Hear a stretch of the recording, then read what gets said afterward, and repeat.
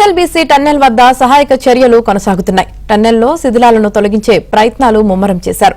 మరోవైపు మార్కోస్ బృందాలు రంగంలోకి దిగాయి. ప్రమాదం జరిగిన ప్రాంతానికి బీఆర్ఎస్ నేత హరీష్ రావు చేరుకున్నారు. ప్రమాదం జరిగిన తీరును తెలుసుకోనున్నారు.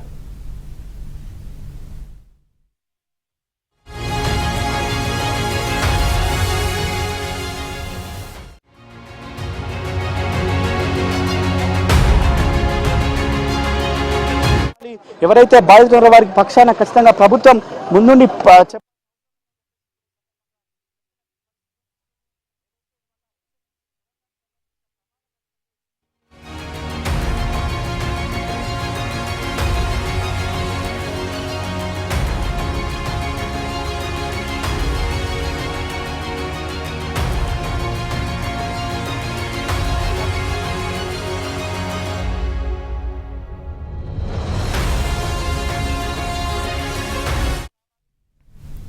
ఎస్ఎల్బీసీ టన్నెల్ వద్ద సహాయక చర్యలు కొనసాగుతున్నాయి. టన్నెల్లో శిథిలాలను తొలగించే ప్రయత్నాలు ముమ్మరం చేశారు.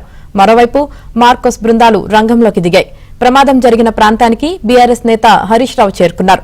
ప్రమాదం జరిగిన తీరును తెలుసుకోనున్నారు.